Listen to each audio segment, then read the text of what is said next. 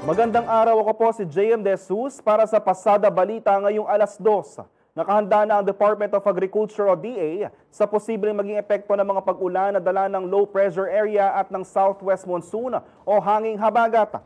Sa inilabas na Bulletin Number 2 ng DA Disaster Risk Reduction and Management o DA-DRRM, 7 rehiyon ang umunay posibleng mapinsala ng pinagsamang pag-ulan ng dalawang weather system.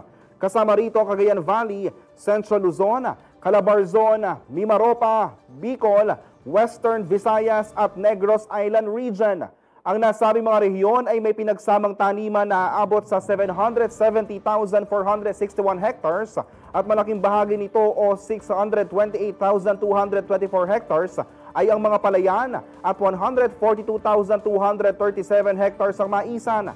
Nakahanda na raw ang mga agricultural input, gamot at tinatawag na biologics ayon sa DA-DRRM na kinabibilangan ng 124,094 na sako ng binhing palay, 77,842 na sako ng binhing mais at 12,080 na sako ng mga buto ng gulay.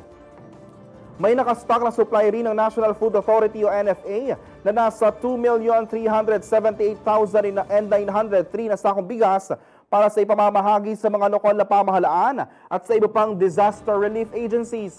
Para sa mga rehistradong magsasaka, maaari rin nilang i-access ang Survival and Recovery Loan Program sa ilalim ng Agricultural Credit Policy Council na nagkakahalaga ng 25,000 pesos na walang interes at pwedeng bayaran sa loob ng 3 taon.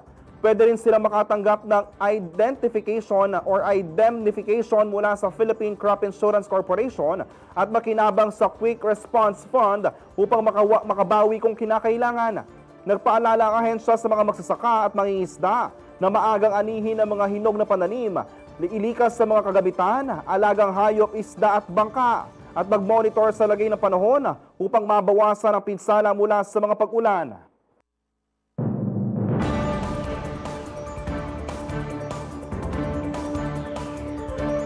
Para sa iba pang balita at updates, tutok lang sa Pasada Balita mamayang alas 4 ng hapon. Ako po si JM De Jesus. Magandang araw po.